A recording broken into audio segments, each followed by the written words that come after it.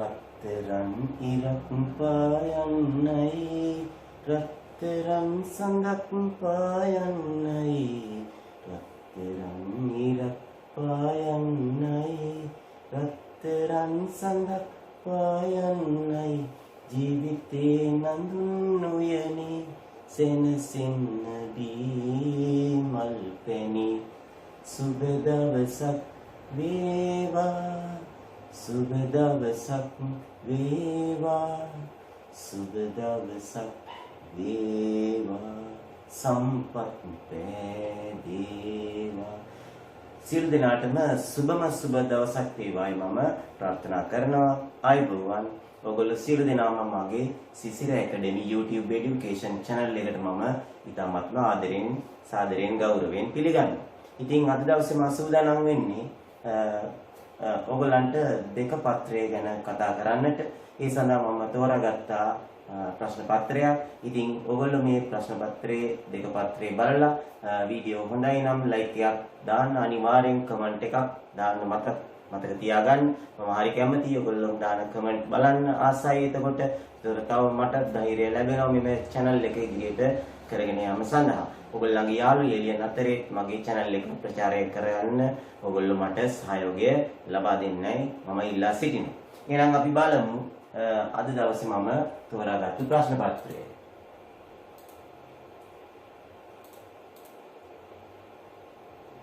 අද දවසේ මම තෝරාගත්තේ 2011 වසරේදී මම පොළොන්නරු රාජකීය මධ්‍යම විද්‍යාලයේ කරපු සම්මන්ත්‍රණයක ප්‍රසන්ටේෂන් එකක්. ඉතින් මේක අදටත් ගැලපෙනවයි කියලා මට තේරුණේ හින්දා මම අද මෙම ප්‍රශ්නේ දෙක පත්‍රයේ සාකච්ඡා කිරීමට මේක තෝරාගත්තා. මොකද අපිට ඉතාමත්ම වැදගත් වෙනවයි මම විශ්වාස කරන නිසා. එහෙමනම් අපි බලමු පළවෙනි ප්‍රශ්නය. පළවෙනි ප්‍රශ්නය වෙළඳසැලකින් රුපියල් 10000ක් වටිනා භාණ්ඩයක් මිලදී ගැනීමේදී මූලික ගෙවීමක් ලෙස රුපියල් 5000ක් ගෙවිය යුතු වේ. ඉතිරිය සඳහා 18%ක වාර්ෂික පොලියක් අය කරයි. එතකොට අපිට මේක ප්‍රශ්නේ කඳ වශයෙන් දීලා තියෙනවා. එතකොට මේක දැක්ක ගමන් අපිට නිකන් හිතෙනවා මේ මූලික ගෙවීමක් කරන්න තියෙන ඉඳ මේක හීනවන ශේෂය මත ගණනය කිරීමක්ද කියලා අපි බලමු කොහොමද කියලා. 10000ක් වටිනා භාණ්ඩයක් මූලික ගෙවීමක් ලෙස රුපියල් 5000ක් ගෙවිය යුතුය. ඉතිරිය සඳහා 18%ක වාර්ෂික පොලියක් අය කරයි. ඔයගොල්ලන්ගෙන් අහන පළවෙනි ප්‍රශ්නයට මූලික ගෙවීමෙන් පසු ගෙවීමට ඉතිරි වන හිඟ මුදල කොපමණද? මූලික ගෙවීමෙන් පසු ගෙවීමට ඉතිරි වන හිඟ මුදල. ඒතර 17000න් අපි 5000ක් පළමුව ගෙවනවා නේද? එතකොට 17000න් අපි 5000ක් අඩු කරාම අපිට ලැබෙනවා රුපියල් කීයක්ද? අපිට රුපියල් 12000ක්. ඒ කියන්නේ අපේ ණය මුදල වශයෙන් ඉතිරි වෙන්නේ රුපියල් 12000යි. දැන් අපෙන් අහන්නේ මෙන්න මේ වගේ ප්‍රශ්නයක්. එම ඉතිරි මුදල සඳහා වර්ෂයකට ගෙවිය යුතු පොලිය. අවුරුද්දකට කොච්චරක් පොලිය ගෙවන්න ඕනේද කියලා අපෙන් අහනවා. ඉතින් එහෙනම් මේ 12000ට 18%ක් අපි පොලිය වශයෙන් ගෙවන්න ඕනේ. ඒතර සුළු පොලිය ගාණක් වගේ නේද? අපි 18000 මේ 12000 18න් මේ ණය මුදල 12000 18න් ගුණ කරනවා. මේ බිංදු දෙකට මේ බිංදු දෙකක් කැපුණාම 120 18න් ගුණ කරගන්න ඕනේ නේ. 120 18න් ගුණ කරාම අපිට එනවා රුපියල් 2160ක්. දැන් එතකොට මතක තියාගන්න මම දැන් එහා පිටුවට යනකොට අපේ ණය මුදල 12000යි. ඒ සඳහා අවුරුද්දකට ගෙවු පොලිය රුපියල් 2160යි 2160යි. දැන් අපෙන් අහනවා තුන්වෙනි කොටසට මෙහෙම. එම පොලිය සහ හිඟ මුදල මාස 12කදී සමාන වාරික වලින් ගෙවානීම කරන්නේ නම් එතකොට ඒ හිඟ මුදලයි පොලියයි දෙකම සමාන මාසික වාරික වලින් ගෙවානීම කරන්නේ නම් මාසික වාරික එකගේ කීයද කියලා අහනවා. එතකොට එතනදී හීනවන ශේෂයක් ගැන සඳහනක් නැහැ. එතකොට මේක මාස 12කින් සමාන මාසික වාරික වලින් ගෙවන්නේ මොනවද ගෙවන්නේ? ණය මුදලයි පොලියයි. ණය මුදල 12000යි පොලියාවේ කීයද? 2160යි. ණය මුදලයි පොලියයි එකතු කරලා අපි 12න් බෙදුවාම අපිට මේකට පිළිතුර ලබා ගන්න පුළුවන්. උත්තරය එනවා 12000යි 2014 14160 12න් බෙදුවාම 14ට 12 එකක් 12යි දෙකක් ඉතුරුයි 21ට 12 වරක් එක 12යි 10ක් ඉතුරුයි 160ට 12 වරක් 96යි එතකොට රුපියල් 1180ක් වෙනවා සමාන මාසික වාරිකයක්. තේරුණාද? එතකොට මේක අර හීනවන ශේෂය මත ගණනය කිරීමක් නෙමෙයි. අපෙන් අහනවා B කොටසට වාර්ෂික වටිනාකම රුපියල් 40000ක් වූ නිවසක් සඳහා කාර්තුවකට රුපියල් 800ක වරිපණම් මුදලක් නගර සභාවට ගෙවීමට සිදුවේ. රුපියල් 800 ගානේ කාර්තුවකට ගෙවන්න වෙනවලු වරිපණම්. එහෙනම් නගර සභාව අය කරන වාර්ෂික වරිපණම් ප්‍රතිශතය කීයද කියලා අපෙන් අහනවා. එතකොට අපි ප්‍රතිශතයක් හොයන්න නම් අපි භාගයක් ලියලා 100න් ගුණ කරන්න ඕනේ. මොකක්ද ඒ භාගය? මේ රුපියල් 40000ට වරිපණම් මුදල කොච්චරද කියලා හොයාගන්න ඕනේ. හැබැයි මෙතන තියෙන්නේ කාර්තුවකට අපි වර්ෂයකට වරිපණම් මුදල අනිවාර්යෙන් හොයාගන්න ඕනේ. වාර්ෂික වරිපණම් මුදල 800ව කීයද? 4ක්. මොකද අවුරුද්දට තියෙනවා කාර්තු 4ක්. මතකයි නේද? කලින් අපි ප්‍රශ්න පත්‍රවලදී සාකච්ඡා කළා අවුරුද්දට කාර්තු 4ක් තියෙනවා. 804 ගුණ කළාම උත්තරය රුපියල් 3200. එතකොට කාර්තු මේ අවුරුද්දකට වරිපණම් මුදල 3200යි. මේ 3200 රුපියල් කීයකටද?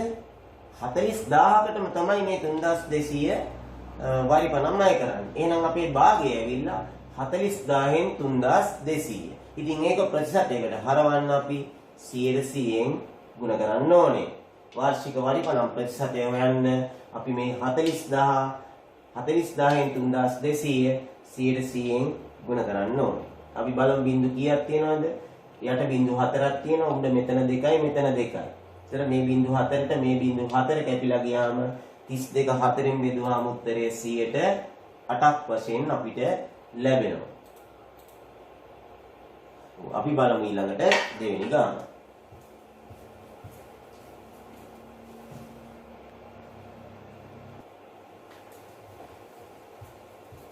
අපි බලමු එමනම් දෙවෙනි ගාන මේ තියෙන්නේ වර්ගජ ශ්‍රිතයක්. ඒතර බලන්න අපිට සමහර අවුරුදු වල ප්‍රස්ථාරයේ අඳින්න එනවා වගුවක් දීලා හිස්තැනක් පුරලා අඳින්න එනවා.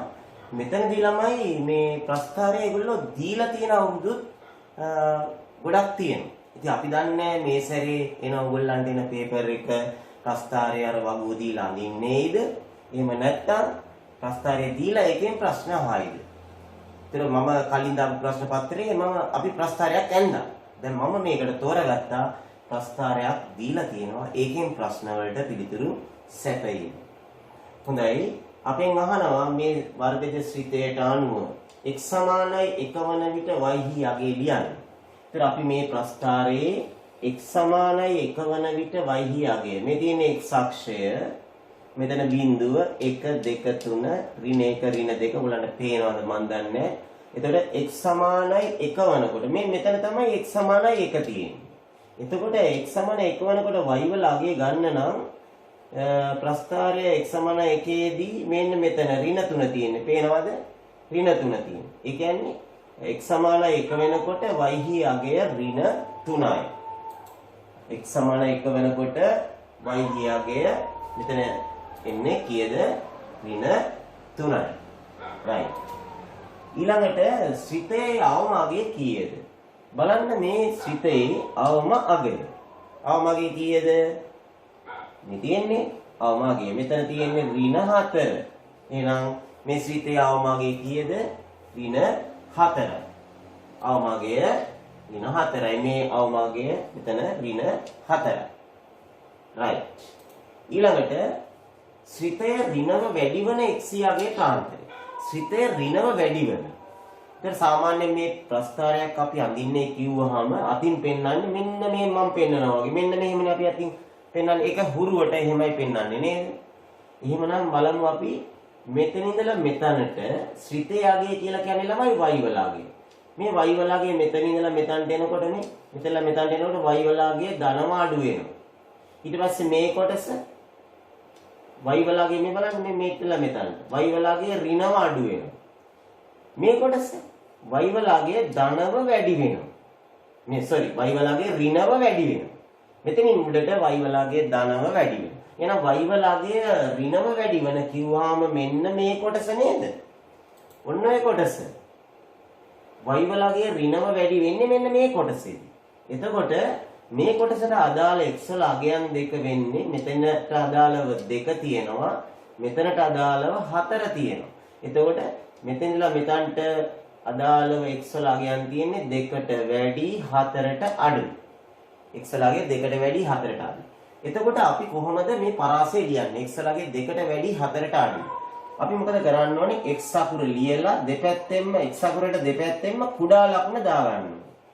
එතකොට කීයට වැඩිද කීයට අඩුයිද කියලා අපිට බොහොම පැහැදිලිව ලියන්න පුළුවන් මේ විදිහට. x වලට දෙපැත්තෙන්ම කුඩා ලකුණ දාගන්න ඕනේ. දාලා 2ට වැඩි 4ට අඩුයි කියලා තත්පර ගානේ ලකුණු දෙක ගන්න පුළුවන්. එහෙනම් මතක තියාගන්න මෙන්න මේ කොටස. x ලියලා දෙපැත්තෙන්ම කුඩා ලකුණ දාගන්න.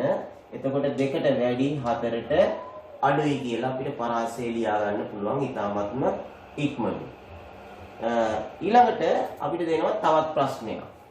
මෙම වර්ගජ ශ්‍රිතය y සමානයි x ඍණ 2 වර්ගය ඍණ k නම් k හි අගය සොයන්න.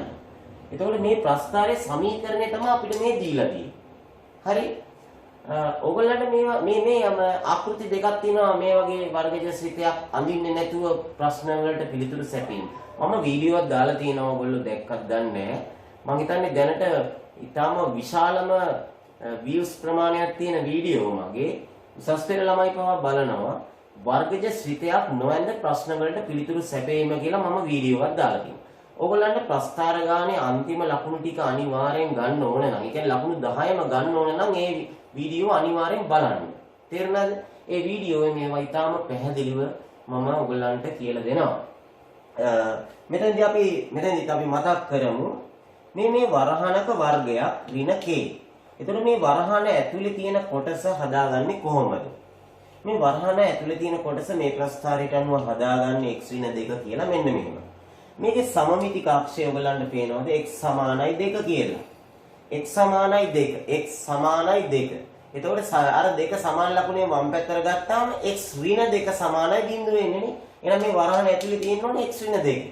එතකොට ඒක ගන්න මේ වරහණ ඇතුලේ කොටස ගන්නේ සමමිතික අක්ෂයේ සමීකරණේ ලියලා x සමානයි 2 කියලා ඒ දෙක වම් පැත්තට අරගත්තාම x ඍණ 2 වගේ වරහණ ඇතුලට දැම්මාම මේ ප්‍රස්ථාරයේ සමීකරණය මෙන්න මේ කොටස හදාගන්න පුළුවන් x ඍණ 2 වර්ගයේ කොටස. ඊළඟට මෙතන ඍණ k. මෙතනට අපි දාන්නේ අනිවාර්යෙන් මේ ප්‍රස්ථාරයේ තියෙන අවමාගය. අවමාගය ඍණ 4යි නේද? අවමාගය ඍණ 4. එහෙනම් මෙතන තියෙන්න ඕනේ ඍණ 4 කියන එක.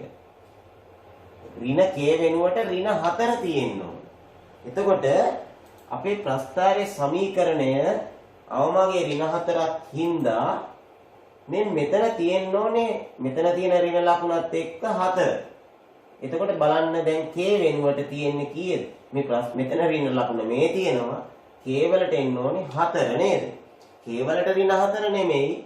ඒගොල්ලෝ දීලා තියෙන්නේ ඍණ k කියලානේ. එතකොට අනිවාර්යෙන් මේ කොටසට තියෙන්න ඕනේ ඍණ 4. එහෙනම් k තියෙන තැන තියෙන්නේ කීයද? 4. k තියෙන තැන තියෙන්නේ 4. හරි? පැහැදිලිද? right. එහෙනම් ඔයගොල්ලෝ අර වීඩියෝ අනිවාර්යෙන් හැමෝම බලන්නම ඕනේ. ඔයගොල්ලන්ට ප්‍රස්ථාර ගානේ ලකුණු 10 ගන්න ඕන. බලන්න මේ ගානේ අපි ඊළඟ කොටසට ගිහිල්ලා බලමු.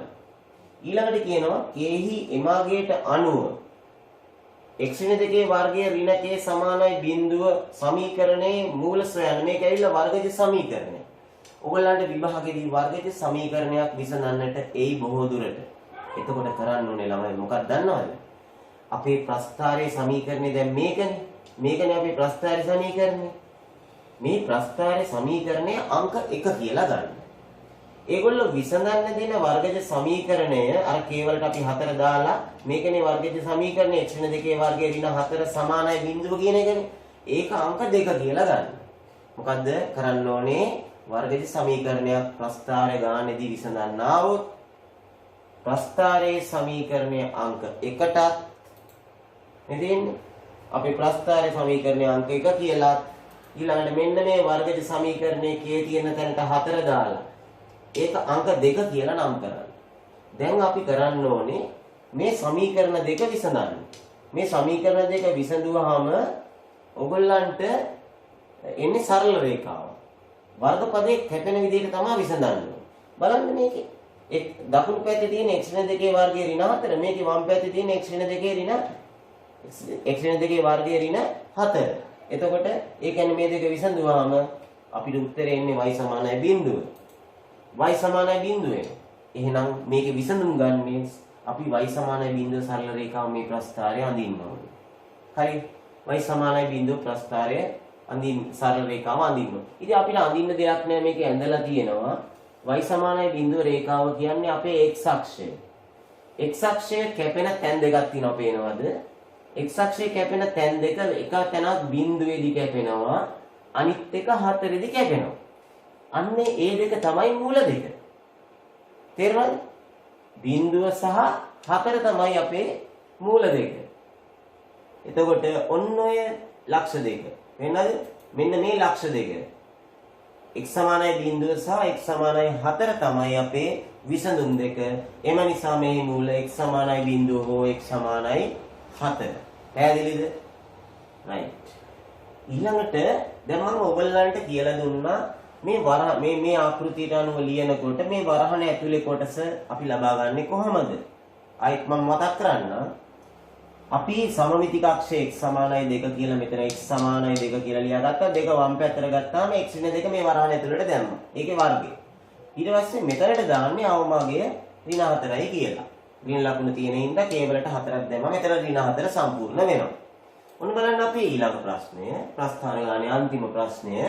උන් බලන්න මම දැන් කිව්වා වගේ. ප්‍රස්ථාරයේ සමමිතික අක්ෂය x සමානයි 3ද අවමගයේ ඍණ 9ද වන වර්ගජ සිටේ ලියන්න. එහෙනම් අනිවාර්යෙන් අර ආකෘතියට අනුව x සමානයි 3 සමමිතික අක්ෂය නම් මේ 3 සමාන ලකුණේ වම් පැත්තට ගෙනාපුවාම x ඍණ 3 සමානයි බිඳුවනේ එන්නේ. එහෙනම් අර වරහන් ඇතුලේ තියෙන්න ඕනේ x ඍණ 3 කියන එක ඒක වර්ගය. අවමගයේ ඍණ 9 නම් අර අතන ඍණකේ තිබ්බ තැන තියෙන්න ඕනේ ඍණ 9. බලන්න මෙතනින් ගත්තා x ඍණ 3 සමානයි බිඳුව ආවා. එහෙනම් වරහන් ඇතුළට දැම්මා x ඍණ 3 ඒකේ වර්ගය. අතට අවමගයේ ඍණ 9 නම් අතන තියෙන්න ඕනේ ඍණ 9. අපි මේ ප්‍රස්ථාරය මේ අවස්ථා දෙකට ගැලපෙන ප්‍රස්ථාරයේ සමීකරණය නේ. ආකෘති දෙකක් තියෙනවා ළමයි මේක තමයි පළවෙනි ආකෘතිය. දෙවෙනි ආකෘතියත් ඔයගොල්ලෝ අර වීඩියෝ බලන්න. වර්ගජ සිත නොයන්ද ප්‍රශ්නවලට පිළිතුරු සැපයීම කියන වීඩියෝව අනිවාර්යෙන් බලන්න. ඒකේ තියෙනවා දෙවෙනි ආකෘතියකුත් ඒකත් හොඳට අධ්‍යයනය කරන්න. බලමු ඊළඟට තුන්වෙනි ගාන මොකක්ද?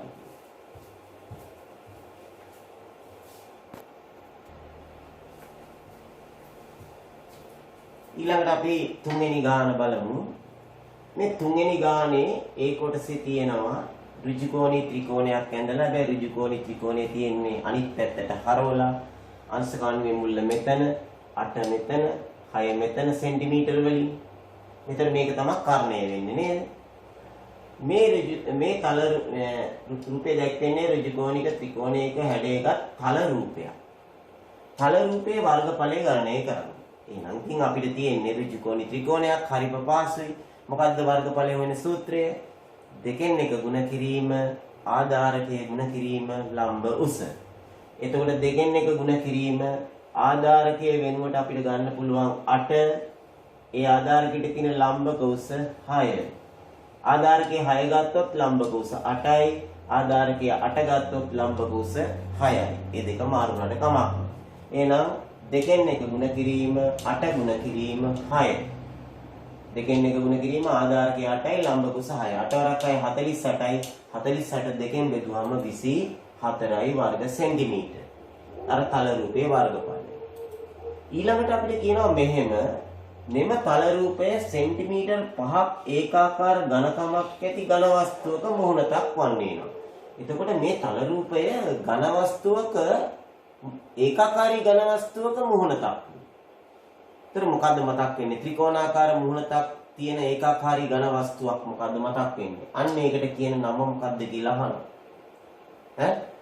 ඔයගොල්ලන්ට මතක් වෙනවා මොකද්ද? දෙපැත්තේ ත්‍රිකෝණ දෙකක් අර ඍජුකෝණාශ්‍රාකාර මුහුණ තුනකින් වට වෙච්ච ඒ ඝන වස්තුවට කියන්නේ මොකද්ද? මෙන්න මේ ඝන වස්තුව. මේ ත්‍රිකෝණාකාර මුහුණක් දෙක ඊට පස්සේ වටේට තියෙනවා ඍජුකෝණාශ්‍ර තුනක්. මේ ඝන වස්තුවට කියන්නේ මොකද්ද? ත්‍රිකෝණ ප්‍රිස්මය නේද? ත්‍රිකෝණ ප්‍රිස්මය. මෙතන ප්‍රිස්මය කියන වචනේ තව විතරයි තියෙන්නේ. මේක වඩාත් සුදුසුයි ත්‍රිකෝණ ප්‍රිස්මය කියලා නම් කරන්න. හොඳේ? ත්‍රිකෝණ ප්‍රිස්මය කියලා නම් කරන්න. මම මෙතන දාලා තියෙන්නේ ප්‍රිස්මය කියලා විතරයි. ත්‍රිකෝණ ප්‍රිස්මය කියලා නම් කරන්න. ඊට පස්සේ එම ඝන වස්තුවේ පරිමාව ගණනය කරන්න.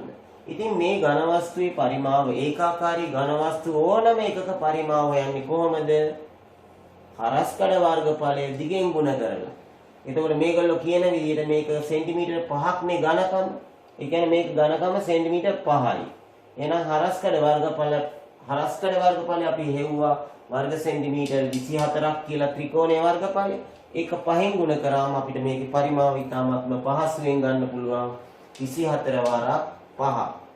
24 වරක් 5 කීයද? 120යි ඝන සෙන්ටිමීටර්. එතකොට මේ ප්‍රිස්මේ පරිමාව 120යි ඝන සෙන්ටිමීටර්. ඊළඟට දරුවනේ අපිට තියෙන්නේ ලඝු ඝනක වගු ඇසුරෙන් ගානක් හදන්න. ඒ ගාන ආසන්න දශම ස්ථාන එකකට සොයන්න කියලා තියෙනවා. මතක ඇතුව ඒක අවසානයේදී පළමු දශම ස්ථානයට වට යන්න ඕනේ. ඒතර අපේ ගාන ටිකක් බලන්න වර්ග මූලයක් තියෙනවා. ගුණ කිරීම 41.34 වර්ගමූලය ගුණ කිරීම 0.825 බෙදීම 2.45. එහෙනම් අපි බලමු මේක ලඝු ඝනක වගු ඇසුරෙන් හදන්න. මේකයි ගාන. ඒතකොට අපි මේකේ ඉස්සෙල්ලාම කරන්න ඕනේ මොකද්ද? අර ලඝු පේලියක් ලියන්න ඕනේ. LG දාලා. ඒතකොට දැන් ඒගොල්ලෝ දීලා තිබ්බද x සමානයි කියලා බලන්න ප්‍රශ්නේ. ඒගොල්ලෝ අපිට එහෙම දීලා තිබ්බේ නෑ. x සමානයි කියලා මමයි දාගත්තේ. මොකද මේ ගාන අපි හදන්න පිළිවෙලකට හදන්න පහසු වෙන්න x සමානයි කියලා ගත්තා. ඉතින් දැන් දෙපැත්තෙම ලඝු ලියන්න ඕනේ. LG දාලා ලියන්න මතකද? LG x සමානයි. වර්ගමූලය නම් කොහොමද ලියන්නේ? මතකද? වර්ගමූලය නම් ලියන්නේ කොහොමද?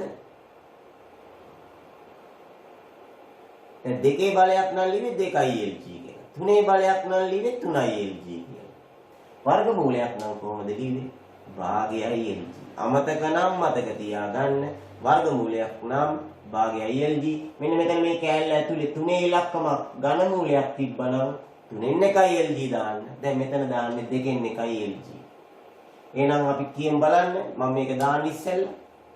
LG x සමානයි දෙකෙන් එකයි LG 41.3යි 4. ඊළඟට පළමු නීතිය ගුණ කිරීම නම් අපි දාන්නේ මොකද්ද? ගුණ කිරීම නම් අපි දාන්නේ එකතු කිරීම ලකුණ. එකතු කිරීම LG 0.825. මේකටත් LG දාන්න ඕනේ. LG 0.825. ඊළඟට බෙදීම නම් මොකද්ද දාන්නේ? අඩු කිරීම. දැන් මේ මතකයි නේද? අඩු කිරීම මේකටත් LG දාන්න ඕනේ. LG 2.4යි 5. එහෙනම් අපි බලමු මෙන්න මේ විදිහට නේද අපි කිව්වේ LG x සමානයි දෙකෙන් එකයි LG 41.3යි 4.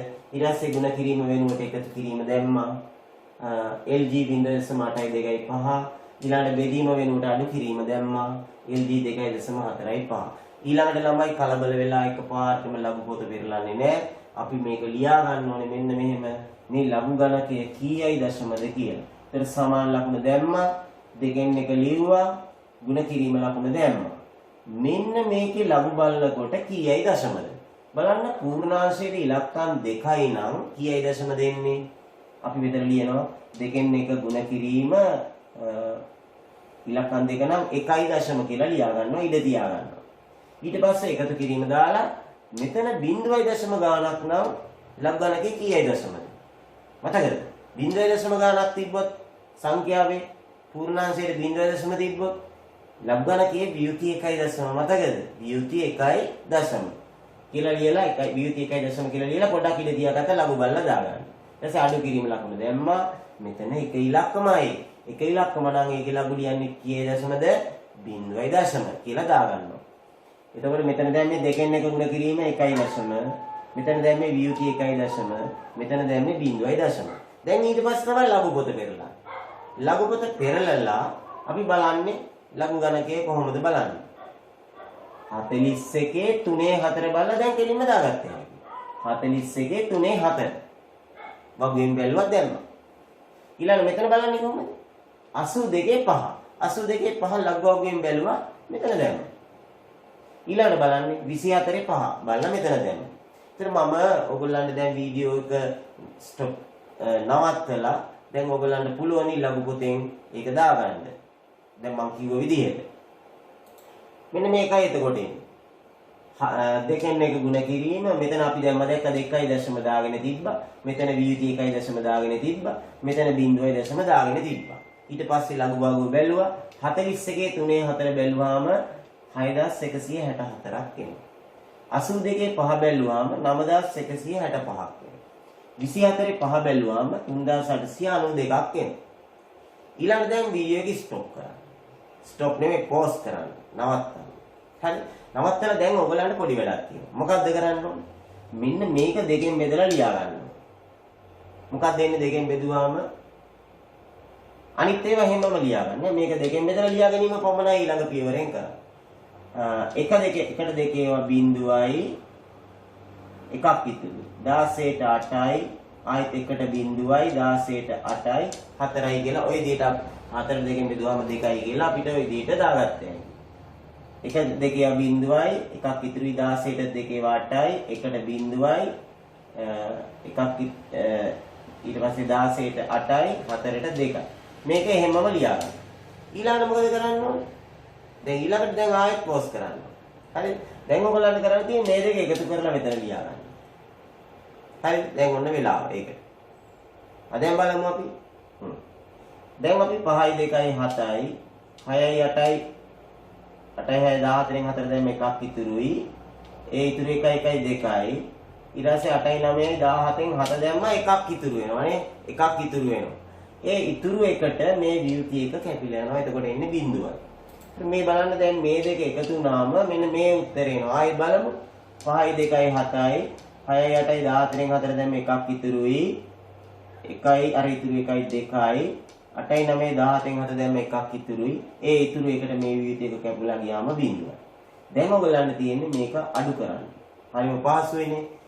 මේකෙන් මේක අඩු කරන්න. අඩු කරාම අපි බලමු. 7න් 2ක් අඩු කරාම 5යි 4න් 9ක් බෑ 14න් 9ක් අඩු කරාම 5යි මෙතන දැන් 1යි 1න් 8ක් බෑ 11න් 8ක් 3යි මෙතන දැන් 6යි තියෙන්නේ 6න් 3ක් 3යි බිඳුව. මෙන්න මේක එනවා. ඊළඟට දැන් අපි මෙතනට එනකල් දිගටම ආවේ LGX. දැන් අපි x නේ හොයන්න ඕනේ. මේකට උත්තරේ x නේ හොයන්න ඕනේ.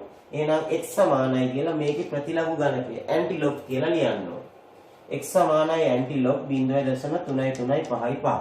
දැන් ඔයගොල්ලන්ට වගුවෙන් බලන්න පුළුවන් මේකේ ප්‍රතිලඝු ගණකය. හොඳේ? එතකොට මේකේ ප්‍රතිලඝු ගණකය බලන්නේ මෙහෙමයි. 3355 තියෙන තැන බලන්න ඕනේ. ලඝු වගුව. 3355 තියෙන්නේ කීයේද කියලා බලන්න. මෙතනදී දශම තිත තියන්නේ මෙන්න මෙහෙම. 0.0නේ දැන් මේ ලඝු ගණකයට තියෙන්නේ. අපි දැන් බලන්න මෙතන 0.0 කියලා ලිව්වේ කො මෙතන 0.0 කියලා ලිව්වේ ලඝු ගණකයට එක ඉලක්කමක් තිබ්බේ හින්දානේ. එහෙනම් අපේ උත්තරේට පූර්ණාංශයට එක ඉලක්කමක් හිටින්න තියන්න ඕනේ. බලන්න 3355 කොතනද තියෙන්නේ? ඒක තියෙනවලු 21 6 5. 21 6 5. හරි? 3355 තියෙන්නේ 21 6 5. ඊට ඒක ලියලා දශම තිත තියන්න ඕනේ. මෙතන 0.0 ඉඳන් පූර්ණාංශයට එක ඉලක්කමක් තියෙන දශම තිත මෙතනින් තියන්න ඕනේ. දැන් එතකොට ළමයි අපෙන් උත්තරේ ඉල්ලුවේ මතකද පළමු දශම ස්ථානයේද නේද? ඈ මොකක්ද එහෙනම් උත්තරේ? ඒක දැන් මෙච්චර ගොඩාක් හදාගෙන ඉනකොට ඒක අමතකයි අපිට පළමු දශම ස්ථානයේට උත්තරේ ඉල්ලුවයි. හරි? ඒක නෙවෙන්නේ. එතකොට අපිට මෙච්චර මේ ලකුණු 5ක් විතර ගන්න පුළුවන් ගානට අන්තිම ලකුණ හම්බෙන්නේ නැහැ වටේලා නැත්තම්. උත්තරේ එතකොට පළමු දශම ස්ථානයට වැටෙව්වොත් මෙතන 1 ඊට එහා පැත්තෙන් තියෙන 5ට වඩා වැඩි සංඛ්‍යාවක් ඉඳන් මේක 1 2 වෙනවා. උත්තරේ 2.2 කියලා අවසන් කරන්න ඕනේ. 2.2 කියලා අවසන් කරන්න ඕනේ. හොඳයි අපි බලමු එහෙනම් ඊළඟ ගාන.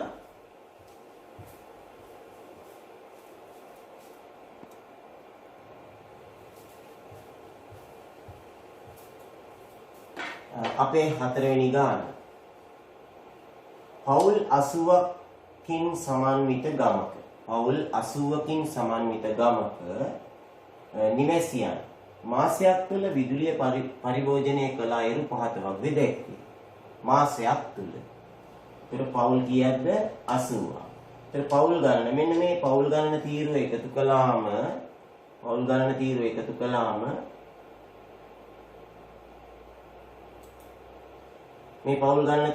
කළාම අපිට එන්න ඕනේ කීයද උත්තරේ? 80යි. අපි ආයෙ එකතු කරන්න මහන්සි වෙන්න ඕනේ නැහැ.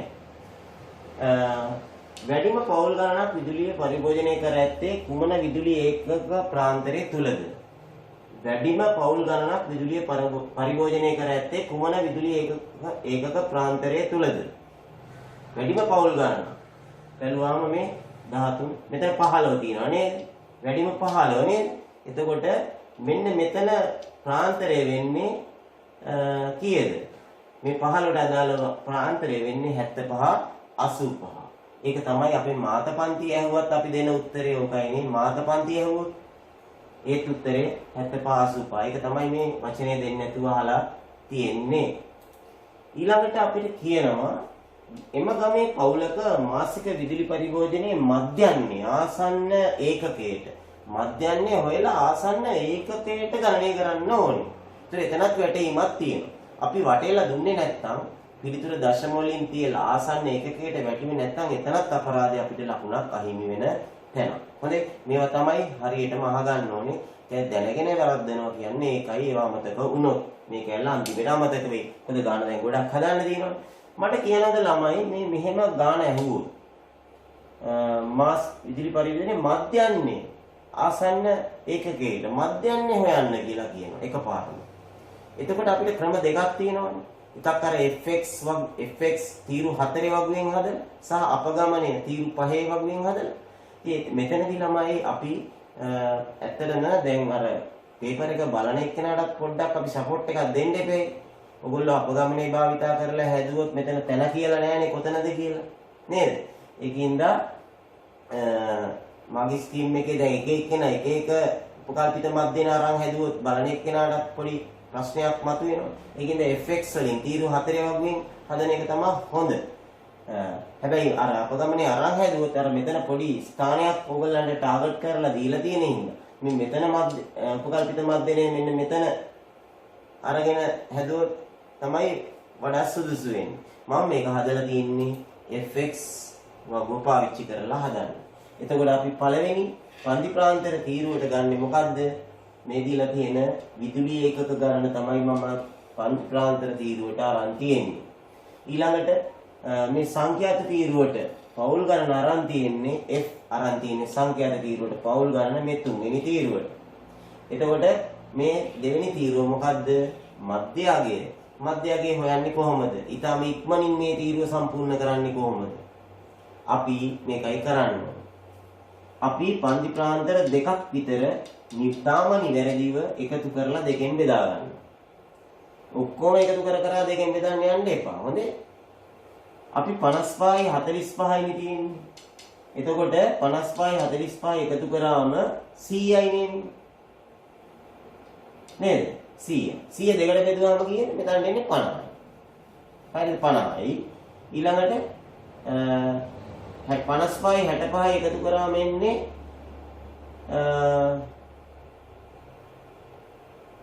55යි 65යි 120යි 120 දෙකට බෙදුවම 60. දැන් මෙතනට ආවේ 50 මෙතනට ආවේ 60. මේ පිළිවෙලට ගත්තොත් 50 60 70 80 100 ඒ විදිහට දාගෙන යන්න පුළුවන්. එහෙම නැත්නම් බලන්න 50 ආවේ මේ මෙතන මේ පන්ති ප්‍රාන්තරයේ මුල ඉලක්කම 45ට වඩා 5ක් වැඩි 50. ඊළඟට 55ට පළවෙනි ඉලක්කම 55නේ පන්ති ප්‍රාන්තරේ 55ට වඩා 5ක් නේ එකතුනේ මෙතන 60 නේ ආවේ අපිට. ඊට පස්සේ 65ට 5ක් එකතු කරා 70යි 75ට 5ක් එකතු කරා 80යි මේ ආදී වශයෙන් 85ට 5ක් එකතු කරා 90යි. ඒ විදිහට දාන්න පුළුවන්. මෙතනදී අපිට එහෙම දාන්න ඕනේ නැහැ මෙහෙම දාගෙන යන්න පුළුවන් කියලා හිතෙන්න පුළුවන්. නමුත් ඔයගොල්ලන්ගේ ප්‍රශ්න පත්‍රයේදී එන්නේ මෙතන මේ වගේ සංඛ්‍යා ඒද කවුද දන්නේ නේද? රවුන්ඩ් සංඛ්‍යා. ඒ වෙලාවට කරන්න ඕනේ මේ මුල ඉලක්කමත් එක්ක මේ ආපු ඉලක්කම සංසන්දනය කරන්න. 5ක් වැඩි, මේකට වඩා 5ක් වැඩි. එහෙනම් ඉතුරුවට වඩා 5ක් එකතු කර දාගෙන ගිහිල්ලා මේ තීරුව ඊටාත්ම වේගයෙන් තප්පර ගාණයෙන් සම්පූර්ණ කරගන්න පුළුවන්. එතකොට හරි. ඊළඟට අපිට තියෙන්නේ fx තීරුව සම්පූර්ණ කරන්න. ඒ කියන්නේ මේ සංඛ්‍යාත තීරුව මධ්‍යගයේ තීරුව මේ දෙක ගුණ කරලා උත්තරේ ගන්න ඕනේ. 50 වටක් කීයද? 50 වටක් 8 40යි 400. 60 11. 11 සරක් 6 66යි 660යි. ඊළඟට ඒ විදිහට 13 70න් ගුණ කරලා දාගන්න ඕනේ. ඊටාම නිවැරදිව මේ තීරුව සම්පූර්ණ කරන්න. 80 15න් ගුණ කරලා මෙතනට දාගන්න. 90 12න් ගුණ කරලා මෙතනට දාගන්න. 12 සරක් 9 108යි. එතකොට 1080යි. 11 සරක් 1 11යි 1100යි.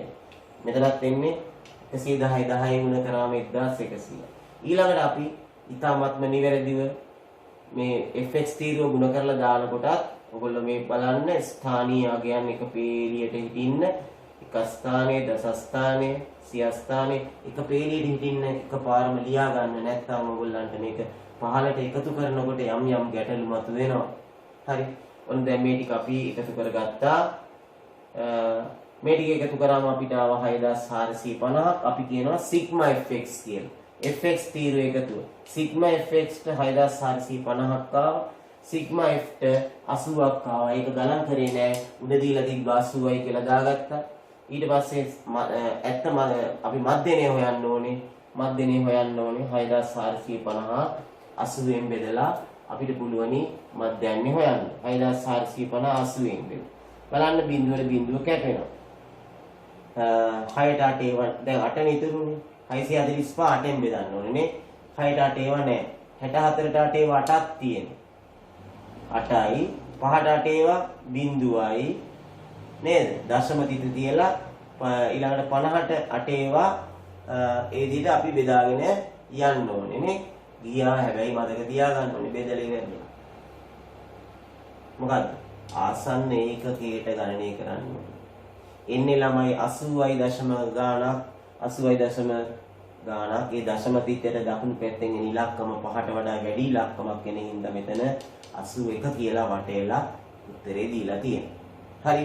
81යි ආසන්න ඒකකයකට වැටෙවුවා. ඊළඟට ආසන්න ඒකකයකට වැටුව 81ක් ආවා. මොකද්ද මේ මධ්‍යනයට ආපු ඒකක 81 කියන එකේ තේරුම?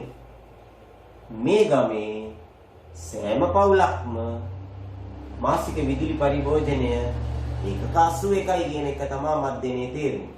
හැම පවුලක්ම ඒකක 81 ගානේ විදුලි පරිභෝජනය කරලා තියෙනවා. ඉතින් එහෙමනම් අහනවා අපෙන් ඒ අනුව පවුල් 100ක් සිටින ගමක මාසයකදී පරිභෝජනය කෙරෙතයි අපේක්ෂිත විදුලි ඒකක ගන්න කීයද? එක පවුලකට 81ක් ඒකක යනවා නම් පවුල් 100ක් ඉන්නවා නම් අපි මොකද කරන්න ඕනේ? 81 100ෙන් ගුණ කරලා උත්තරේ 8100යි කියලා විදුලි ඒකක 8100ක් උත්තරේට ගන්නවා. ඊළඟට මේකේ තවත් කොටසක් අහනවා හතරවෙනි කොටස විදුලි ඒකකයක් නිෂ්පාදනය සඳහා රුපියල් 2ක් වැය යන්නේ නම්. ඉතින් තවත් අර ලකුණු ප්‍රමාණයක් ඉතුරු ඇති. ඒක දෙන්න තවත් මොකක් හරි කැලලක් දානවා. විදුලි ඒකකයක් නිෂ්පාදනය සඳහා රුපියල් 2ක් වැය වෙන්නේ යයි සලකා මාසයක් සඳහා පවුල් 100කට සැපීමට වැය වෙතයි අපේක්ෂිත මුදල. ඉතින් අපි දැන් මේ වෙනකොට හොයන් තියනවා පවුල් 100කට ඒකක කොච්චරක් යනවද කියලා 8100යි නේද? එහෙනම් මේ එක විදුලි ඒකකයකට යනවා රුපියල් 2ක් වැය වෙනවා නම් මුදල කොච්චරයිද කියලා අපිට හොයන්න පුළුවන්. 8100 දෙකෙන් ගුණ කළාම 16200. ඉතින් මේක අදට අපි ගලපගන්නේ කොහොමද? මේක ඇවිල්ලා ටිකක් එහා පරණ පේපර් එකක් හින්දා මෙතන රුපියල් 2 වෙනුවට ඉතා වැඩි මුදලක් මෙතනට දායි නේද? ඒතකොට මෙතනට රුපියල් අපි 15ක් දාලා තිබ්බනම් මේක ගුණ කරන්නේ 15. තේරෙනවද?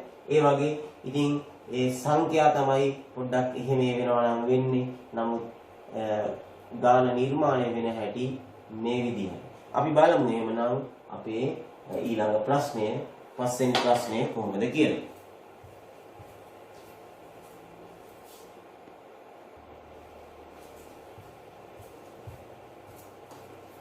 පස්වෙනි ගාන ආපන ශාලාවක ඇති බනිස් ගෙඩියක මිල වඩේ එකක මිලට වඩා රුපියල් 12කින් වැඩි. ආපන ශාලාවක ඇති බනිස් ගෙඩියක මිල වඩේ එකක මිලට වඩා 12ක් වැඩි. ඒ කියන්නේ වඩේ එකකට වඩා රුපියල් 12ක් වැඩි බනිස් ගෙඩිය. හරිද? වඩේ 5කුයි බනිස් ගෙඩියකුයි බනිස් ගෙඩි 3කුයි වඩේ 5කුයි බනිස් ගෙඩි 3කුයි ගන්න යනවා රුපියල් 100. හරියටම ප්‍රමාණවත් වෙනවා රුපියල් 100. ඉතින් අපිට කියනවා වඩේ එකක මිල රුපියල් x කියලා ගන්නලු. එක වඩේ එකක් රුපියල් x නම් එතකොට බනිස් ගෙඩියක මිල වඩේ එකක මිලට වඩා රුපියල් 12ක් වැඩිනේ. එහෙනම් අපෙන් අහනවා පළවෙනි කොටසේන බනිස් ගෙඩියක මිල x ඇසුරේ. එතකොට වඩේ එකක් රුපියල් x ඊට වඩා රුපියල් 12ක් වැඩි බනිස් ගෙඩියක්. එහෙනම් බනිස් ගෙඩියක මිල x ඇසුරෙන් ලියුවොත් මොකක්ද එන්නේ? x එකතු කිරීම 12. රුපියල් x එකතු කිරීම 12. තවත් වඩා වැදගත් දෙයක් කියන්නම්. දැන් බලන්න මෙතන නම් අපි ඉස්සෙල්ලා ගානේ ඒකක 8100යි. එතන ඒකක කියලානේ තිබ්බේ. නේද? මෙතන රුපියල් කියලා දාන්න මතක තියාගන්න. හොඳේ? හැම ගානක්ම එහෙමයි. ඒකකය අනිවාර්යෙන් දාන්නම ඕන. දැන් අපි බලමු එහා පිටුවට යන්නේ ඉස්සෙල්ලා නැවත මේ ගාන සිහිපත් කරලා දැන් එතකොට ඔන්න වඩේ එකක මිල x බනිස් ගෙඩියක මිල රුපියල් x ධන 12. අපි ගන්නෙ දැන් රුපියල් 100ට හරියටම ප්‍රමාණාතුනේ මොනවා ගන්නද? වඩේ 5ක්. ඒ කියන්නේ එක වඩේ එකක් රුපියල් x නේ. වඩේ 5ක් කෙවිලා 5යි x. වඩේ 5ක් සහ බනිස් ගෙඩි 3ක්. බනිස් 3ක් ගත්තා. ඒතර බනිස් 3ට යනවා x ධන 12 වරක් 3ක් නේද? x ධන 12 3ෙන් ගුණ කරාම බනිස් 3ට එනවා. මේ x කියන එක 5ෙන් ගුණ කරාම වඩේ 5කට. එතකොට අපෙන් ඊළඟට අහන්නේ ළමයි x ඇතුළත් සමීකරණයක් ගොඩනගන්න. එහෙනම් වඩේ 5ක් ගන්නවා 5යි x එනවා. එතකොට බනිස් 3ක් ගන්නවා අර x ධන 12 3ෙන් ගුණ කරන්න ඕනේ. 5යි x ධන අර x ධන 12 3ෙන් ගුණ කරාම එන උත්තරේ සමාන වෙනවා 100ට. තේරුණාද? එතකොට අපි කොහොමද කරන්නේ? දැන් අපි මේක වරහන් ඉවත් කරන්න ඕනේ නේද? වරහන් ඉවත් කරාම මොකක්ද එන්නේ? 5යි x එනවා ඊළඟ 3x වලින් ගුණ කළාම 3යි x එනවා 3 12න් ගුණ කරාම 36ක් එනවා. එතකොට මේ වරහන අපි 3ෙන් ගුණ කරන්න. අපිට ලැබෙනවා 5ix ඊළඟට 3ෙන් ගුණ කරාම 3ix ධන 3ෙන් ගුණ කරාම ධන 36යි සමානයි 100යි. ඊළඟට 5ix ධන 3ix කියන්නේ 8ix. මේ 36ත් අපිට පුළුවන් එහා පැත්තට අරන් යන්න. එතකොට 8ix ධන 36 සමානයි 100යි. ඊට පස්සේ 36 එහා පැත්තට ගෙනිච්චාම ඍණ 36 වෙනවා. 8ix සමානයි 100 ඍණ 36 කියන්නේ 64යි. 8ix සමානයි 64යි නම් දෙපැත්තම 8ෙන් බෙදුවොත් x සමානයි කීයක් එනවද? 8ක් එනවා. x සමානයි 8ක්. හැබැයි අපෙන් අහන්නේ බනිස් ගෙඩියක මිලනේ. අපි හෙව්වේ x. ඒ කියන්නේ වඩේ එකක මිල තමයි හෙව්වේ. එහෙනම් බනිස් ගෙඩියක මිල ඇවිල්ලා මේ වඩේ එකක මිල මේ ආවේ. ඒකට වඩා රුපියල් 12ක් වැඩි නේද බනිස් ගෙඩිය. ඒ කියන්නේ බනිස් ගෙඩියක මිල ඇවිල්ලා x ධන 12 කියන්නේ රුපියල් 20යි. බනිස් ගෙඩියක මිල රුපියල් 20යි. ඊළඟට අපෙන් අහනවා b කොටස. b කොටසෙන් අහනවා පහත් සඳහන් සමගාමී සමීකරණ යුගලය විසඳන්න. සමගාමී සමීකරණ යුගලයක් දෙනවා මේක විසඳන්න. එකක් දීලා තියෙනවා සාමාන්‍ය විදියට 3a ධන b සමානයි 5යි. ඊළඟ එක දෙනවා a ඍණ b බෙදීම 2 සමානයි 5යි. එතකොට ටිකක් මේක තියෙන විදිය පොඩ්ඩක් අවුල් නේද? b බෙදීම දෙකක් තියෙනවා. අපිට පුළුවනි මේ හරේ තියෙන මේ දෙක කපා ගන්න නැති කරගන්න කොහොමද? මේ හැම පදයක්ම දෙකෙන් ගුණ කරොත් නේද? ඒ කියන්නේ මේ දෙවෙනි සමීකරණය අපි දෙකෙන් ගුණ කරොත් මේ දෙක කපලා දාන්න පුළුවන්. මේකත් දෙකෙන් ගුණ වෙන්න ඕනේ නේද? මේකත් දෙකෙන් ගුණ වෙන්න ඕනේ. අපි කරන්නේ දෙවෙනි සමීකරණය දෙකෙන් ගුණ කරාම බලන්න. මේක දෙකේ a දෙකෙන් ගුණ වුණාම 2යි එනවා. ඍණ b බෙදීම දෙක දෙකෙන් ගුණ වුණාම දෙකට දෙක කැපිලා ගිහලා ඍණ b එනවා. 5 දෙකෙන් ගුණ වුණාම 10යි. එතකොට අපි අපේ සමීකරණ දෙක 1යි 3යි. බලන්න 1යි 3යි අපි විසඳනකොට දැන් මේ ගණන් ඇත්තටම පහසු වුණා. මොකද්ද? එකේ ධන b තියෙනවා මෙතන. මෙතන තුන්වෙනි එකේ ඍණ b තියෙනවා. ඒතර ධන b සහ ඍණ b කැපිලා යන්න නම් අපි මේ 1යි 3යි සමීකරණ දෙක මොකද කරන්න ඕනේ? මේ ධන බීට මේ ඍණ බී කැපිලා යන්න නම් 1යි 3යි සමීකරණ දෙක අපි එකතු කරොත් මේ ධන බීට මේ ඍණ බී කැපිලා යනවා. 3යි 1ට 2යි 1 තුනම කීයද? 3යි 1ට 2යි 1 තුනම 5යි ධන බීට ඍණ බී කැපිලා ගියා. 10යි 15යි 10යි 5යි 1 තුනම 15යි. එතකොට අපිට එනවා 1යි 3යි එකතු කරාම මෙතනින් එනවා 5යි මේක කැපිලා ගියා. මෙතනින් එනවා 10යි 5යි 15. 5යි සමානයි 15 නම් ඒ සමානයි කීයද? දෙපැත්තම අපි 5ෙන් බෙදුවොත් අපිට එනවා ඒ සමානයි 3. හරි. ඊළඟට දැන් ඉවරද ගන්න? නෑ නේද? සමගාමී සමීකරණයක් නම් අපි b හොයන්න ඕනේ. අපි එමනම් b හොයන්න මොකද කරන්න ඕනේ?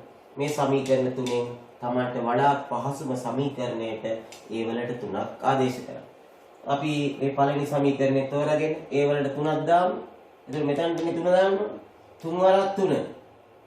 3 වරක් 3. ඒ වල 3යි එන්නේ. 3 වරක් 3 ධන b සමානයි 5යි කියලා එනවනේ. 3 වරක් 3 ධන b සමානයි 5යි. පළවෙනි සමීකරණයට ආදේශ කරනවා. ඊළඟට 3 වරක් 3 9. 9 අපි සමාන ලකුණෙන් අනිත් පැත්තට ගියාම 5 ඍණ 9 කියලා එනවා. 5 ඍණ 9 කියන්නේ උත්තරය ඍණ 4.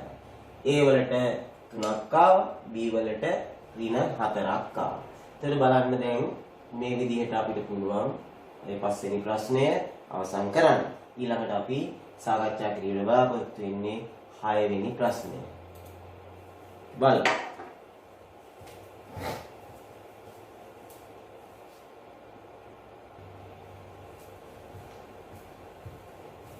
හයවෙනි ප්‍රශ්නයේ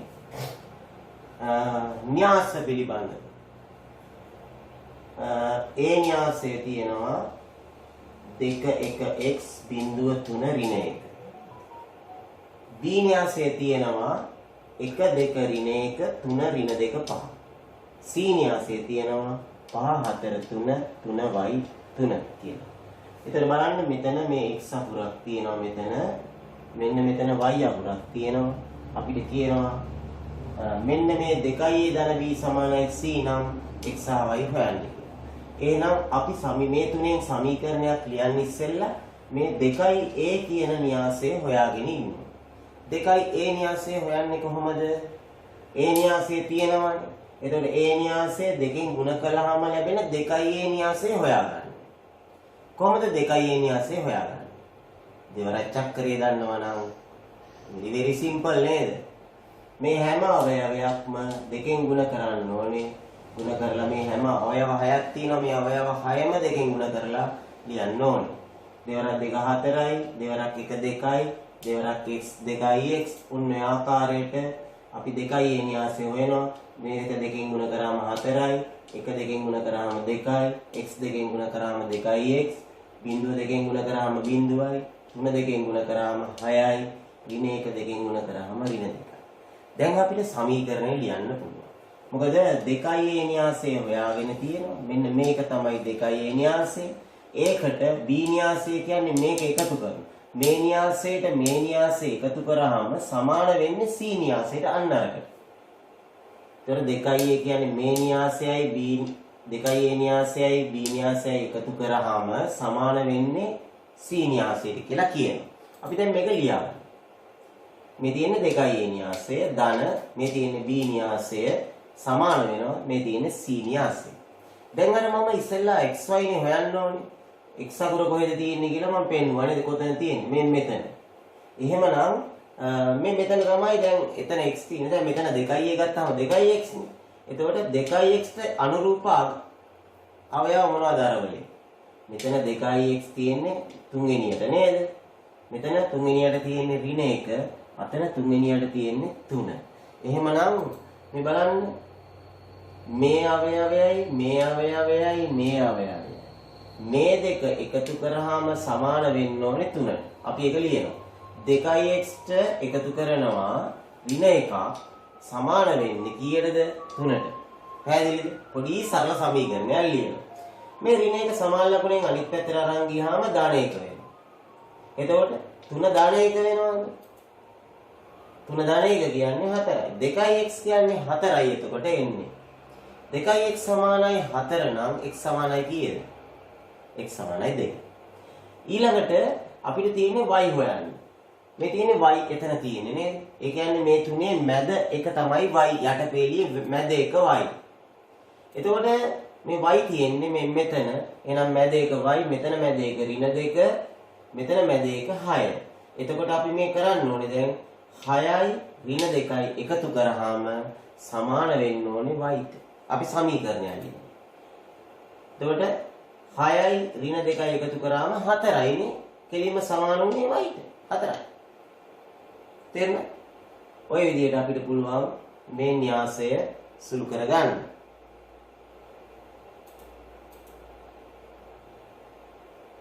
ඊළඟට අපි බලමු ඊළඟ ප්‍රශ්නය.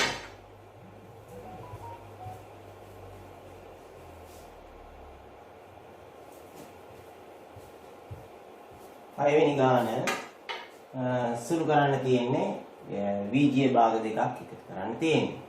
ඉතින් භාග එකතු කිරීමේදී අපි දන්නවා හොඳටම හරය සමාන කරගත යුතුයි. මේකේ තියෙන්නේ හරයට x වරක් x ධන 2, මේකේ හරයට තියෙන්නේ x ධන 2. එහෙනම් අපිට පුළුවන් මේකේ හරය සාලාවේ මේ භාගේ x වලින් ගුණ කළොත් මේ හරයට සමාන කරගන්න පුළුවන්. මෙතනත් x වලින් ගුණ කළොත් 3x වෙනවා නේද?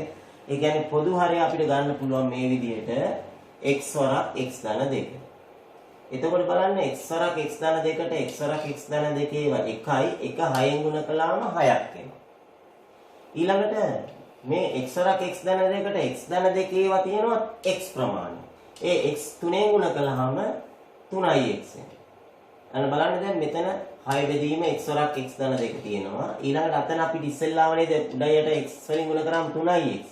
දැන් 3ix තියෙනවා නේ. දැන් මේකද උත්තරේ. මේක ඉවරද දැන් ගන්න හදලා? නෑ. අපි අනිවාර්යෙන් මෙහෙම ආවට පස්සේ මොකද කරන්න ඕන? අපි අනිවාර්යෙන් මතක තියාගන්න හොඳට. අනිවාර්යෙන් මෙන්න මෙතන උඩට ආපු එකේ සාධක තියෙනවද කියලා බලන්න. අනිවාර්යෙන් බලලා ලියන්න ඕනේ නැත්නම් ඔයාලට එක ලකුණක් අඩු වෙනවා. හරිද? බලන්න මේ දෙකේ පොදු සාධකයක් තියෙනවා නේද? මොකද්ද පොදු? තුනේ ඉලක්කම් පොදුයි නේද? එතකොට බලන්න තුනේ ඒවා දෙකක් තියෙනවා. මෙතන තුනේ ඒවා x ප්‍රමාණයක් තියෙනවා. තුනක් එළියට ගත්තාම තුනේ ඒවා x 3x 3 2 6යි. බලන්න මේකෙන් අපි 3ක් එළියට ගත්තාම මෙතනින් 3ක් එළියට ගත්තාම x ආවා. මෙතනින් 3ක් එළියට ගත්තාම ධන 2ම පොඩ පද මාරු කරලා ලියාගත්තේ. යටත් x ධන 2ක් තියෙනවානේ. එතකොට අපිට පුළුවන් මේ දෙක කපලා දාන්න. ඉතුරු වෙන්නේ මොකද්ද? 3 බෙදීම x. පැහැදිලිද? ඉතුරු වෙන්නේ 3 බෙදීම x. ඊළඟට මේකේ b කොටසට අපිට දෙනවා මෙන්න මේ විදිහට ඍජු කෝණික ත්‍රිකෝණයක් ඇඳලා ඒ වගේ පාදවල දිග දීලා තින්නේ VG ලෙස. මේ පාදයේ 2x, මේ පාදයේ x, මේක 2x දාලා 3. ඍජු කෝණී ත්‍රිකෝණයකට මේ පාද 3 දීලා තියෙනවා. ඒත් අපි දන්නවා මේ වගේ පාද 3ක් දුන්නාම පොඩි සම්බන්ධයක් ලියන්න දන්නවා. මොකක්ද ඒ සම්බන්ධය කියන්නේ? පයිතගරස් සම්බන්ධය. මතකද? පයිතගරස් සම්බන්ධය ලියන්න අපි දන්නවනේ. දන්නවද? මම කියලා දෙන්න. right. x මගින් x වර්ගයේ ඍණ 12x ඍණ 9 සමානයි බිඳුව සමීකරණය සපිරෙන බව පෙන්වන්න. එතකොට අපි මෙන්න මේ වර්ගජ සමීකරණය අපි පෙන්වන්න ඕනේ ඔප්පු කරලා. ඒක පෙන්වන්න නම් අපිට තියෙන එකම මාර්ගය තමයි මෙන්න මේ පාද තුන අතරේ සම්බන්ධයක් ලියලා පයිතගරස් සම්බන්ධය ලියලා පොඩ්ඩක් සුළු කරගෙන යන්නේ. ඒ මොකද්ද මේ පයිතගරස් සම්බන්ධය? අපි ඉස්සෙල්ලාම කර්ණය හඳුනා ගන්නවා. 2x ධන 3 මේ කර්ණය වර්ගය. කර්ණය කියන්නේ මේ වරහණක් දාලා වර්ග කරන්න. 2x ධන 3 සම්පූර්ණ වර්ගය සමාන වෙනවා මේ පද දෙකේ වර්ගවල එකතුවට. x වර්ගයේ දාන 2x කියන එකේ සම්පූර්ණ වර්ගය. හරිද? පැහැදිලිද? එතකොට බලන්න දැන් මෙතන එනවා 2x ධන 3 කියන එකේ සම්පූර්ණ වර්ගය. ඒක අපි මනෝමයෙන් සුළු කරගන්න දන්නවා නම් අපිට පුළුවන් ඒක මනෝමයෙන් සුළු කරලා ලියන්න. එහෙම නැත්නම් ඉතින් පැත්තක සුළු කරලා බලලා ගන්න ඕනේ 2x ධන 3 වර්ග කරනවා කියන්නේ 2x ධන 3 2x ධන 3ෙන් ගුණ කරලා නැවත බලන්න වෙනවනේ. අපි බලමු දැන් මෙන්න මේ ඍජු කෝණී ත්‍රිකෝණයට අනුව අපිට දැන් සිද්ධ වෙනවා මෙන්න මේක වර්ග කරගන්න. ඒක වර්ග කරන්න මොන දැනුමද ඔයගලන්ට ඕන වෙන්නේ? හරිනේ x ධන y තිබ්බනම් උතන x 2x ධන 3 නැතුව x ධන y තිබ්බනම් සම්පූර්ණ වර්ගය කරන්නේ කොහොමද? මේ විදිහට නේද? x ධන y තිබ්බනම් ඉස්සෙල්ලම ලියන්න ඕනේ මෙතන තියෙන පදේ වර්ග කරලා. හරිද? ඊළඟට අපි මැද පදේ ගන්නෙ කොහොමද? මෙන්න මෙතන තියෙන මෙන්න මේ සංඛ්‍යා දෙක ಗುಣ කරනවා. ಗುಣ කරලා දෙකෙනුත් ಗುಣ කරනවා. x y වලින් ಗುಣ කළාම xy දෙකෙන් ಗುಣ කළාම 2xy. මැද පදේ අපිට මේ විදිහට ගත්තේ. අග පදේ ගන්නෙ කොහොමද? මෙතන දෙවෙනි පදේ y ඒක වර්ග කරලා අගට ලියනවා. එහෙනම් අපිට පුළුවන් වෙනවා මෙන්න මේ 2x ධන 3ත් සම්පූර්ණ වර්ගයේ මනෝමය පද තුන ලියාගන්න මේ දැනුම පාවිච්චි කරනවා. රයිට්? මෙන්න අපි දැම්ම පයිතගොරස් සම්බන්ධය. ඉස්සෙල්ලාම ලිව්වා x වර්ගය. ඊළඟට ලිව්වා 2x වල වර්ගයක් ඔන්න වරහණක් දාලා එකතු කරා. සමාන වෙනවා කර්ණයේ වර්ගයට. ඒ කියන්නේ 2x ධන 3 වර්ගයට සමාන වෙනවා. පැහැදිලිද? රයිට්. එහෙමනම් දැන් අපි මේක වර්ග කරමු. x වර්ගය ලිව්වා. මට කියන්න 2x වර්ග කරාම මොකක්ද එන්නේ? 2x වර්ග කරාම ඒ කියන්නේ මොකද්ද? 2x වර්ග කරනවා කියන්නේ 2x වලින් ගුණ කරනවා. එතකොට එන්නේ මොකද්ද? 2x වලින් ගුණ කළාම එන්නේ මේක වර්ග කරාම 4x වර්ගයක්. නේද? ඔව් x වර්ගය මෙතන 4x වර්ගය. දැන් බලමු අපි මෙන්න මේ දැනුම පාවිච්චි කරලා මේ පද තුන ලියන්න දන්නේ නැති ළමයින් ලියන්න පුරුදු වෙන්න. කොහොමද ලියන්නේ? ඉස්සෙල්ලාම කරේ මේ පදේ වර්ග කරලා නෙලියි. එහෙනම් මම දැන් 2x කියන එක වර්ග කරලා ලියනවා මොකද්ද? 4x වර්ගය. හරි. ඊළඟට මැද පදේ ගත්තේ කොහොමද? මේ දෙක ගුණ කරලා දෙකෙන් ගුණ කරලානේ. එහෙනම් මමත් කරන්නේ දැන් 2x 3ෙන් ගුණ කළාම එනවා 6x. 6x දෙකෙන් ගුණ කළාම එන්නේ කීයද? 12x. මැද පදයක් ලියතේ. ඊළඟට අන්තිම පදේ ගත්තේ y වර්ග කරලානේ මෙතන නෙමෙයි. එහෙනම් මමත් දැන් මේක කරන 3 වර්ග කරලා 9 ලියනවා මෙතන. ඒ කියන්නේ අපිට මේ දැනුම තියෙනවා නම් මේක වර්ග කරලා ලියා ගන්න හරිම පහසුයි. හරිද? තේරුණාද දැන්? මම හිතනවා තේරුණා කියලා. මේ විදිහටමයි මේක වර්ග කරලා පද තුන ලියුවේ. පැහැදිලිද? දැන් අපිට ඔයගලන්ට පේනවද මේ 4x වර්ගයට මේ 4x වර්ගය එහා පැත්තට ගෙනාපුවම කැපිලා යනවා නේද? ඔව් එහෙම කපලා දාන්නත් පුළුවන්. ඒතකොට ඉතුරු වෙන්නේ මේ පද තුනනේ. හරිද? එහෙම නැත්නම් මෙහෙමත් කරන්න පුළුවන්. මේ දෙක එකතු කරාම එනවා 5x වර්ගය. මේ 4x වර්ගය ඊට පස්සේ වම් පැත්තට ගේනවා. 5x වර්ගය මේ 4x වර්ගයත් මෙහාට ගෙනාව. මේ ධන 12x උත් වම් පැත්තට ගෙනාව ඍණ 12x කියලා. ධන 9ක් ගෙනාව වම් පැත්තට ඍණ 9යි කියලා. දැන් බලන්න අවසානයේට 5x වර්ගයෙන් 4x වර්ගයක් අඩු කරාම කීයද එන්නේ? x වර්ගය නේද? x වර්ගය අපිට උත්තරේ ලැබෙනවා x වර්ගය ඍණ 12x ඍණ 9 සමානයි බිඳුව කියලා. අර ඒගොල්ලෝ කිව්ව වර්ගජ සමීකරණය බව පෙන්වන්න තිබ්බේ. ඒක හරියටම අපිට ආවා. හරිද? එතකොට ඊළඟට අපිට දෙවෙනි කොටසෙන් කියනවා අන්න අර අපිට ලැබිච්ච වර්ගජ සමීකරණය විසඳන්නලු මූල පහ આવොත් 2.24ක් ගන්නලු. එතකොට ළමයි මූල පහ આવොත් 2.24ක් ගන්න කියන්නේ අනිවාර්යෙන් අපිට මෙන්න මේ ආපු සමීකරණයට සාධක නැතුව. සාධක නැහැ. තියෙනවා නම් ඒ වගේ එකක් කියන්නේ නැහැ ඒගොල්ලෝ. එහෙනම් අපිට x වර්ගයේ ඍණ 12x ඍණ 9 සමානයි බිඳුව කියන මේ වර්ගජ සමීකරණය විසඳන්න තියෙන ක්‍රම දෙකක් තියෙනවා. එකක් තමයි සූත්‍ර භාවිතය. සූත්‍රයක් තියෙනවා. ඒ සූත්‍රේ භාවිතයෙන් එහෙම නැත්නම් වර්ග පූර්ණය. වර්ග පූර්ණයෙන් විසඳන්න පුළුවන්. එතකොට මේක ඇත්තටම වර්ග පූර්ණයෙන් ලේසි. මොකද මැද පදේ සංගුණක අර දෙකෙන් බෙදලා වර්ග කරන්න තියෙන අවස්ථාවක් තියෙනවා. ඉරට්ටේ හින්දා වර්ග පූර්ණය ලේසි. මට මේ වෙලාවේ කියලා දෙන්න ඕනේ ඔයගලන්ට වර්ග පූර්ණයක් ඉගෙන ගමු. මම ආයෙත් පේපර් එක දෙන්නම් වර්ග පූර්ණ. මේක මම උගන්වන්නේ සූත්‍රයේ භාවිතය. සූත්‍රයේ භාවිතයෙන් කරනකොට සූත්‍රයක් තියෙනවා. වර්ගපදයේ සංගුණකය තියෙනවා 1, එක්සල සංගුණකයේ තියෙනවා ඍණ 12, නියත පදයේ තියෙනවා ඍණ 9. එතකොට අපි ABC තුනට ගන්න A3. A වෙනුවට ගන්නවා වර්ගපදයේ සංගුණකයේ 1. B වෙනුවට ගන්නවා එක්සල පදයේ සංගුණකයේ ඍණ 12. C වෙනුවට ගන්නවා නියත පදයේ ඍණ 9. ABC තුන ආදේශ කරන්න ඕනේ අපිට සූත්‍රයක් තියෙනවා. හැබැයි ළමයි මතක තියාගන්න මේ සූත්‍රයේ විභාගයට ඔයගොල්ලන්ට හම් වෙන්නේ නැහැ. මේ සූත්‍රය අපි මතක තියාගත යුතුයි. මේ සූත්‍රයෙන් හදනවා. හරි. ඒකයි මම මේ වෙලාවේ දුන්නේ අන්තිම මොහොතේ.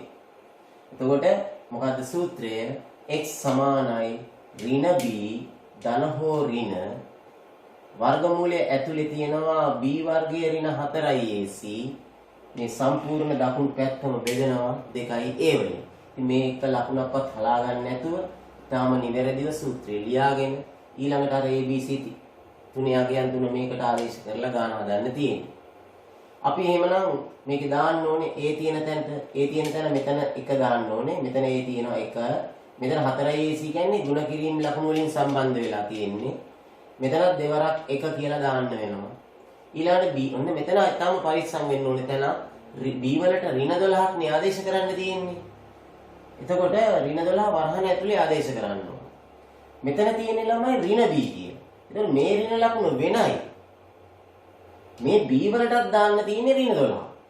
එතකොට ඍණ වරහන් ඇතුලේ ඍණ 12 දාන්න ඕනේ. මෙන්න මේ විදිහට. බලන්න මේ සූත්‍රයේ තියෙන ඍණ ලකුණ b වලට ඍණ 12 මෙතනින් දැම්මා. වරහක් දාන්න. ඊට පස්සේ ධන හෝ ඍණ ඊළඟ වර්ගමූලයේ ඇතුලේ b වර්ගය ඒ කියන්නේ ඍණ 12 වර්ග කරනවා. ඊළඟට ඍණ 4යි ac ඍණ 4 ගුණ කිරීම a වලට දැම්මා 1 c වලට දැම්මා ඍණ 9 බෙදීම 2යි a වලට අපි 1 දැම්මා දෙවරක් 1.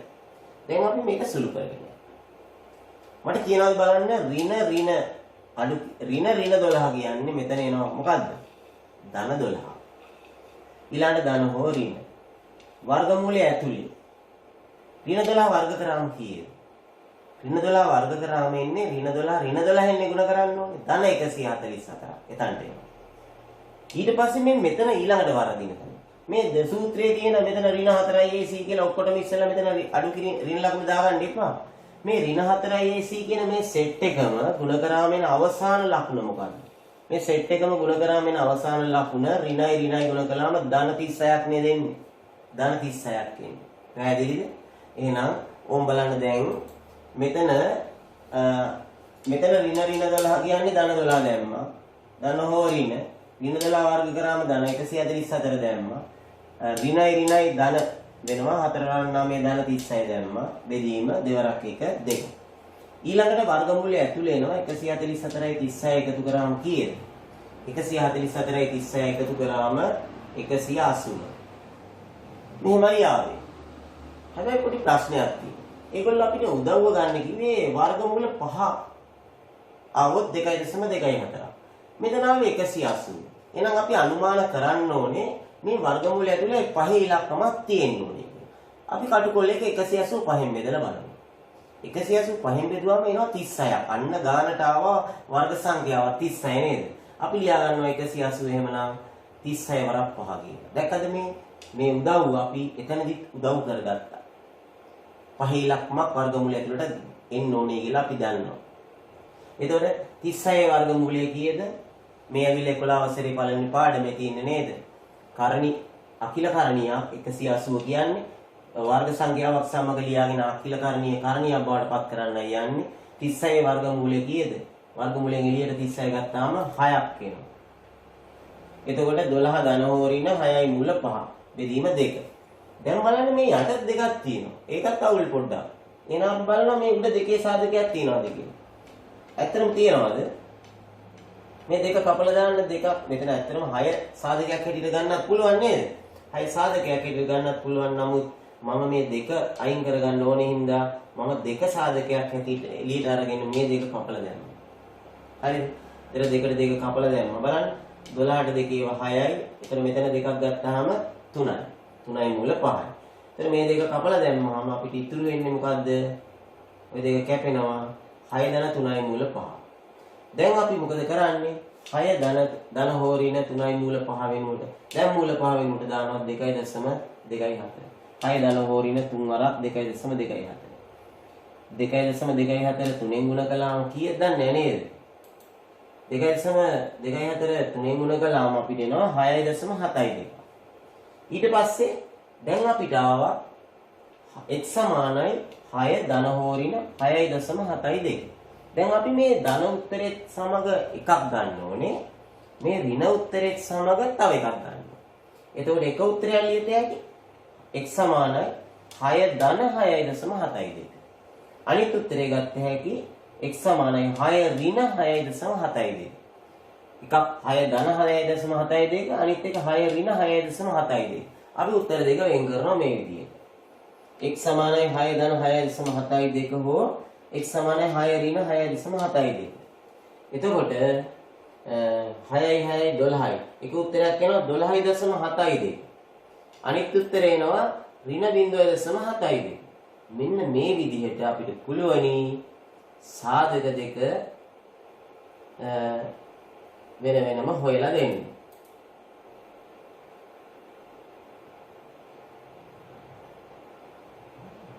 හොඳයි. එහෙමනම් අපි මේ අවසන් කළේ මොකද්ද? දෙවෙනි ප්‍රශ්න පත්‍රයේ ඒ කොටසට අපිට ලැබේ යයි අනුමාන කළ හැකි ඉතාමත්ම හොඳ ගණයේ ප්‍රශ්න පත්‍රයක් සාකච්ඡා කළේ.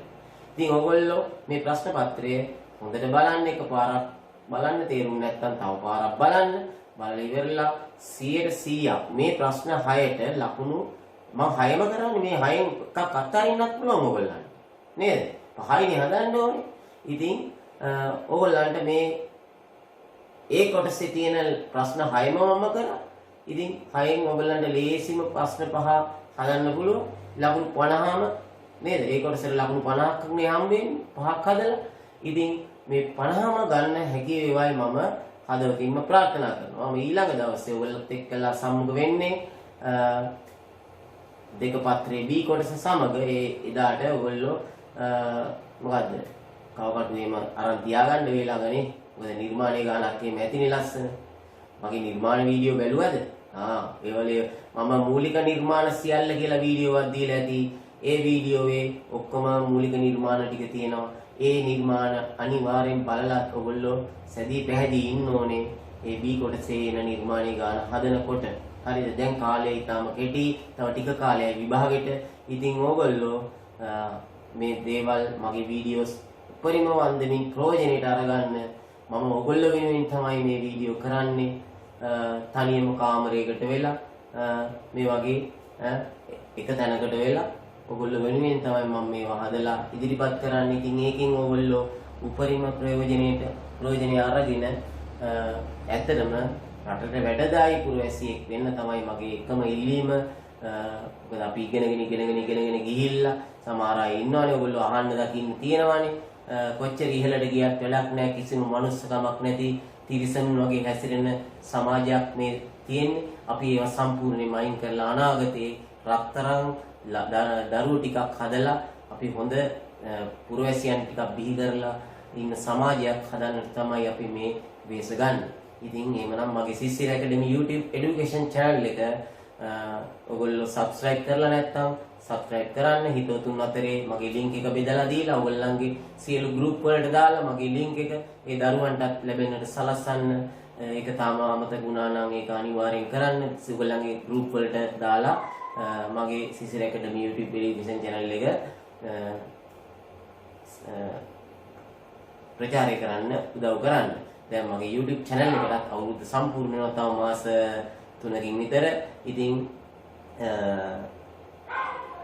මට හරි සන්තෝෂයි ඔයගොල්ලෝ එක්කලා ගොඩක් කල් රැඳී සිටිනට ලැබීම ගැන. එහෙනම් සියලු දෙනාටම සුබ දවසක්, සුබ අනාගතයක් ප්‍රාර්ථනා කරනවා. සුබ දවසක් වේවා, සුබ දවසක් වේවා, සුබ දවසක් වේවා, සම්පත් වේවා. භාග්‍ය දවසේදී සුබ දවසක් වේවායි ප්‍රාර්ථනා කරනවා. ආයිබෝවන්.